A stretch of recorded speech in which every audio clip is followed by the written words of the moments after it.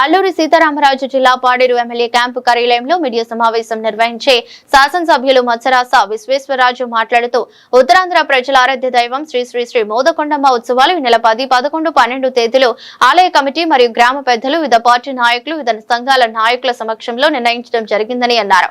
అయితే జిల్లా కలెక్టర్ కార్యాలయంలో కలెక్టర్ ఆధ్వర్యంలో ఉత్సవాలకు సంబంధించి సమీక్ష సమావేశం నిర్వహించి ఆ తేదీలో ఉత్సవాలు నిర్వహించలేమని, పక్కా రాష్ట్రంలో ఎన్నికలు ఉందని, పోలీస్ ప్రొటెక్షన్ ఇవ్వలేమని చెప్పి ఎప్పుడు లేని విధంగా జిల్లా ఇన్ఛార్జి మంత్రి గుమ్మడి సంధ్యారాణి కలగ చేసుకుని పండుగ తేదీలు మార్పులు చేసి అమ్మవారి ఉత్సవాలు రాజకీయంగా మార్చేశారని అన్నారు. జీసీసీ చైర్మన్ గా ఉన్నటువంటి శ్రావణ్ కుమార్ గారి మ్యారేజ్ సందర్భంగా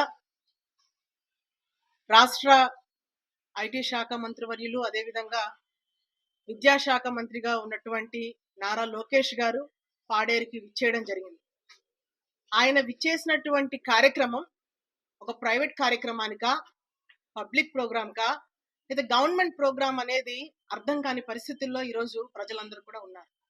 ఎందుకు ఈ మాట చెప్తున్నాను అంటే, ఆయన విచ్చేసినటువంటి కార్యక్రమం పూర్తి స్థాయిగా ఒక ప్రైవేట్ ప్రోగ్రామ్కి, మ్యారేజ్ వివాహ కార్యక్రమానికి హాజరయ్యేదానికి ఆయన పాడేరు రావడం జరిగింది. ఆ పాడేరు ఇచ్చేసినటువంటి కార్యక్రమంలో భాగంగా పబ్లిక్ కి ఉపయోగపడినటువంటి పబ్లిక్ ట్రాన్స్పోర్టేషన్ ఏదైతే ఉందో, రూల్స్ కి వ్యతిరేకంగా పబ్లిక్ కి ఉపయోగపడాల్సినటువంటి ఆర్టీసీ బస్సులు దాదాపుగా 64 ఆర్టీసీ బస్సెస్ లో పబ్లిక్ ని ఉన్నటువంటి డ్వాక్రా మహిళలు కానివ్వండి, ఉపాధి హామీ పనులు చేసినటువంటి వాళ్ళందరినీ కూడా బలవంతంగా పంచాయతీ గ్రామ స్థాయిలో బస్సెస్ అన్ని కూడా ముందు రోజు రాత్రే పంపించి ప్రజలందరినీ కూడా తరలించడం జరిగింది. సో దానికి ఉన్నటువంటి పూర్తి వివరాలు మీరు ఒక్కసారి కనుక చూస్తే ఎంత అన్యాయం అంటే, ఒక పెళ్లి కార్యక్రమానికి పబ్లిక్ ట్రాన్స్పోర్టేషన్ ని మీరు ఏ రకంగా మీరు వాడతారు? అవకాశం ఉందా? ఇదన్నా గవర్నమెంట్ ప్రోగ్రామా? ప్రైవేట్ ప్రోగ్రామ్ అన్నప్పుడు పెళ్లి అనేది ప్రతి ఒక్కరికి కూడా ఒక తీపి జ్ఞాపకంగా ఉండాలి. చుట్టాలు, బంధువులు, శ్రేయోభిలాషులు అందరూ వస్తారు. మీకు గౌరవంగా ఉంది కాబట్టి మీ పెళ్లికి లోకేష్ గారిని ఆహ్వానించారు, సంతోషం, ఆయన కూడా రావడం జరిగింది.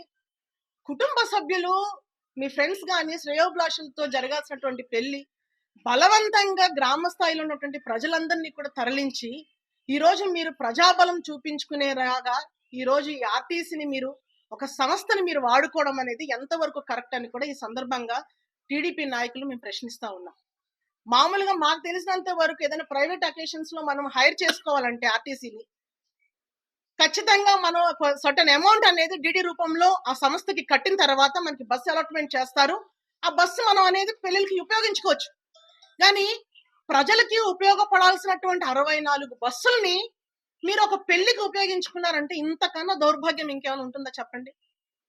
నిన్న చాలా గ్రామాలకి వెళ్లాల్సినటువంటి బస్సెస్ కూడా రాక ఎంతో మంది ప్రయాణికులు అవస్థలు పడినటువంటి సందర్భాలు ఉన్నాయి.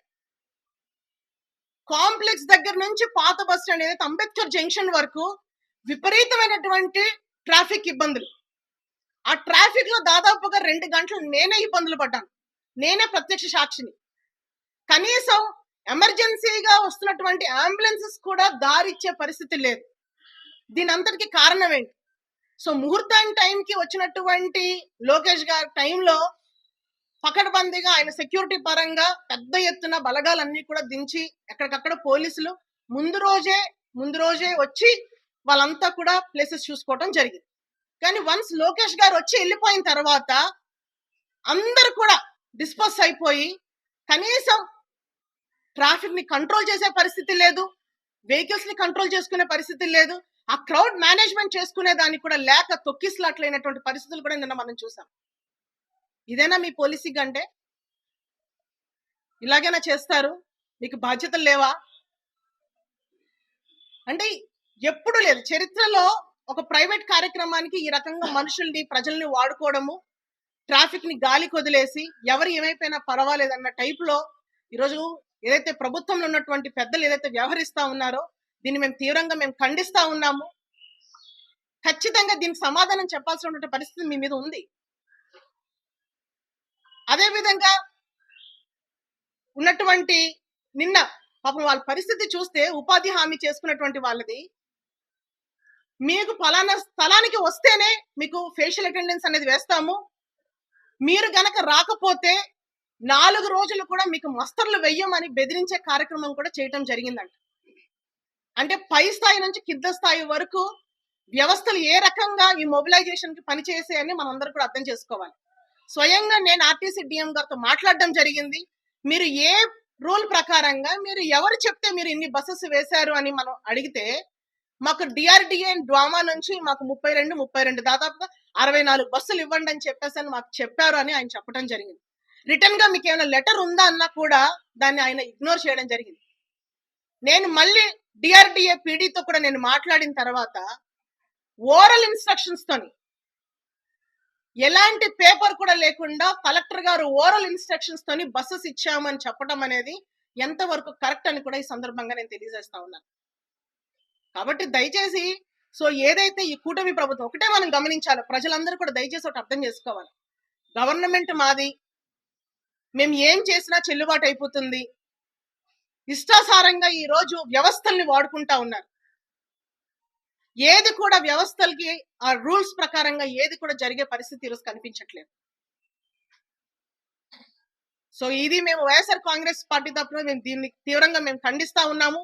ఖచ్చితంగా ఇది మేము పై స్థాయికి కూడా మేము తీసుకువెళ్ళి ఖచ్చితంగా ఎవరైతే దీంట్లో గడిచిన కొన్ని రోజులుగా పాడేరు శ్రీ శ్రీ శ్రీ మోదకొండమ్మ అమ్మవారి పండగ విషయంలో ఏం జరుగుతుందన్న విషయం ప్రజలందరికీ కూడా తెలుసు. అయితే ఏదైతే గత నెల 15వ తారీఖున జరిగినటువంటి జిల్లా కలెక్టర్ ఆఫీస్లో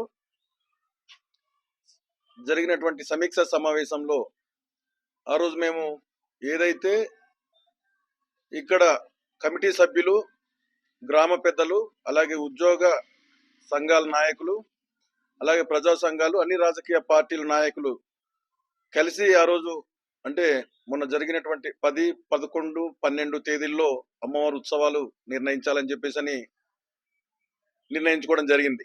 అయితే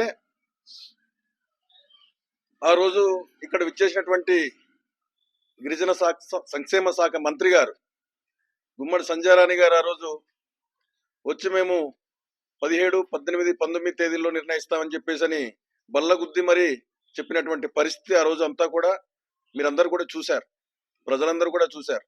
అయితే ఆ రోజే మేము చెప్పాము, మేము ఖచ్చితంగా అందరూ కలిసి నిర్ణయించినటువంటి తేదీలే 10, 11, 12 తేదీల్లో అమ్మవారి పుట్టినరోజు కూడా వస్తుంది కాబట్టి ఆ తేదీల్లోనే చేస్తామని చెప్పడం, అదే రకంగా 12వ తారీఖున అమ్మవారి పుట్టినరోజున ఘనంగా ఆ రోజు నిర్వహించడం కూడా జరిగింది. అయితే ఏదైతే ఫిబ్రవరి 13వ తేదీ నుంచి అమ్మవారు తేదీల జాతర తేదీలు ఖరారు చేసినటువంటి సమయం నుంచి కూడా జరిగినటువంటి పరిస్థితులు ఈరోజు అంతా కూడా చూస్తున్నారు ప్రజలంతా కూడా.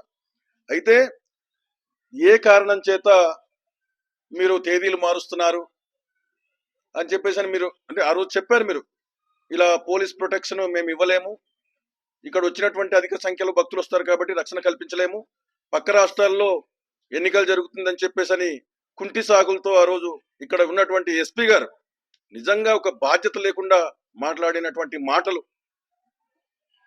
అంటే 4వ తారీఖున అంటే మొన్న గడిచిన 4వ తేదీన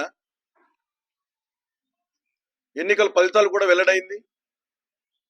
అంటే 4వ తారీఖు నుంచి 5, 6, 7, 8, 9 అంటే 5 రోజుల పాటు ఇంకా గేప్ ఉన్నా సరే మేము రక్షణ కల్పించలేమని చెప్పేసి మీరు చెప్పారు.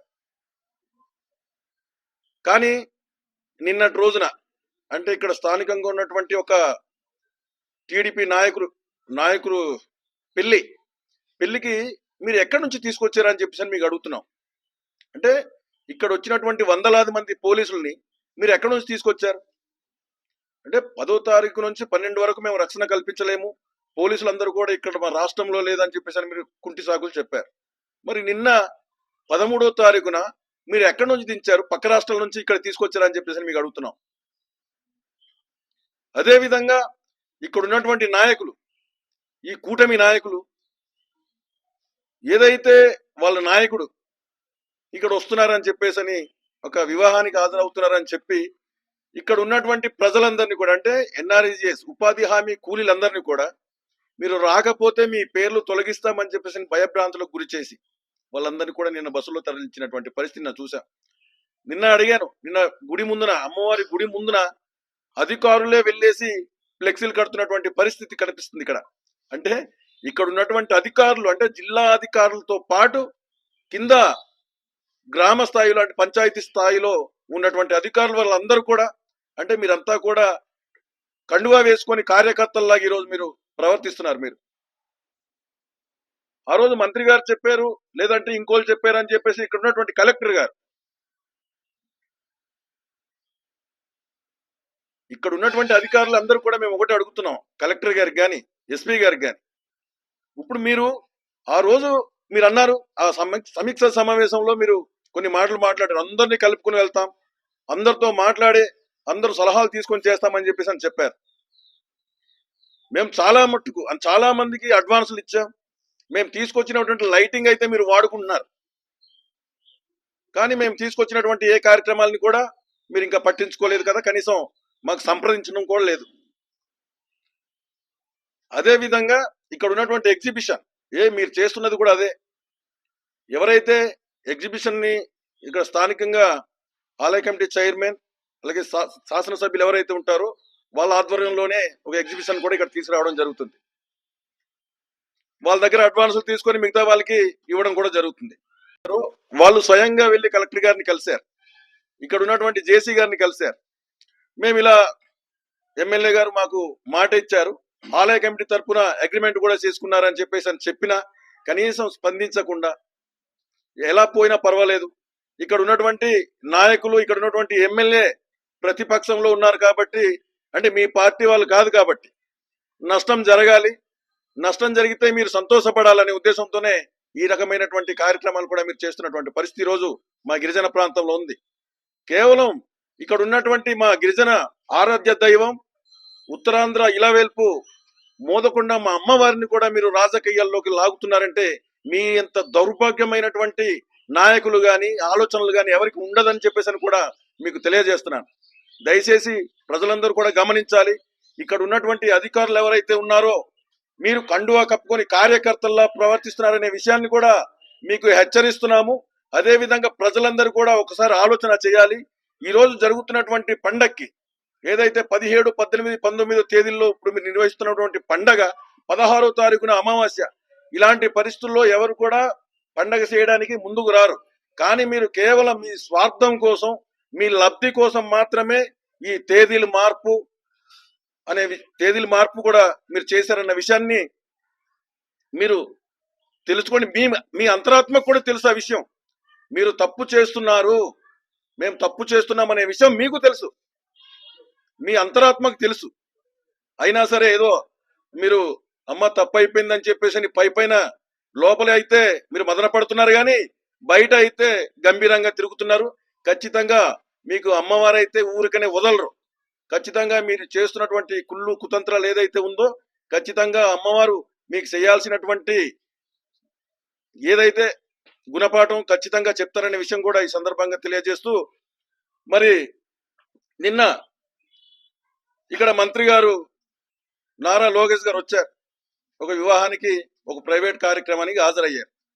ఆయన వచ్చినటువంటి సందర్భంలో ఇక్కడ విపరీతమైనటువంటి ట్రాఫిక్ జామ్ అయ్యింది. కనీసం అంబులెన్స్లు కూడా దారి ఇవ్వలేని పరిస్థితుల్లో ఈరోజు మీరున్నారు. నిన్న ప్రజలందరూ కూడా మిమ్మల్ని తిట్టుకుంటున్నారు. మీరు దయచేసి మీరు అర్థం చేసుకోండి, మీకు రానున్నటువంటి స్థానిక ఎన్నికల్లో ఖచ్చితంగా మీకు బుద్ధి చెప్తారు. మీరైతే సిద్ధంగా ఉండండి.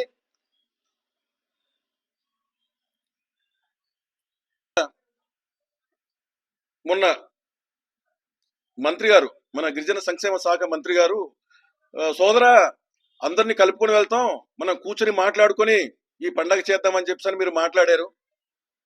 మీరు కానీ మీ నాయకులు కానీ ఏ విధంగా కూడా ఇక్కడ ఉన్నటువంటి గ్రామ పెద్దల్ని కానీ అలా ఇక్కడ ఉన్నటువంటి మమ్మల్ని కానీ ఎవరిని కూడా సంప్రదించడం లేదు. మీరు కేవలం మీరు ఇక్కడ ఎవరైతే స్థానికంగా వైఎస్ఆర్సీపీ ఎమ్మెల్యే ఉన్నారు కాబట్టి వాళ్ళు చేస్తే ఏదో ఆ పేరు పార్టీ వైఎస్ఆర్సీపీ పార్టీ వాళ్ళకి వెళ్ళిపోతుంది, కాబట్టి మనమే చేయాలని చెప్పేసి అని మీరు కేవలం ఇదైతే మీ తీసుకొని ఈరోజు ఉదయం 11 గంటలకి మీరు పోస్టర్ కూడా ఆవిష్కరణ చేశారు. ఆ పోస్టర్లో ఇక్కడ స్థానికంగా అమ్మవారి ఆలయానికి చైర్మన్ గా వ్యవహరిస్తున్న నా ఫోటో కానీ, లేదంటే మా స్థానిక అరకు ఎంపీ గారు కానీ, వీళ్ళు ఫోటోలు లేకుండా కనీసం ప్రోటోకాల్ కూడా లేకుండా మీరు ఈరోజు ఆ పోస్టర్లు అయితే ఈరోజు విడుదల చేశారు. అంటే దయచేసి ప్రజలందరూ కూడా దీనంతా కూడా అర్థం చేసుకోవాలి. ఎందుకంటే కేవలం ఇక్కడ ఈ అమ్మవారి ఆలయంలో పూర్తిగా పసుపుమయం చేయాలి అంటే చివరికి అమ్మవారిని కూడా ఆ మొత్తం జెండాలు కట్టే పరిస్థితి ఈరోజు తీసుకొచ్చేస్తున్నారు. కాబట్టి ప్రజలందరూ కూడా ఆలోచన చేయాలని చెప్పేసి నేను కోరుతున్నాను. Thank you.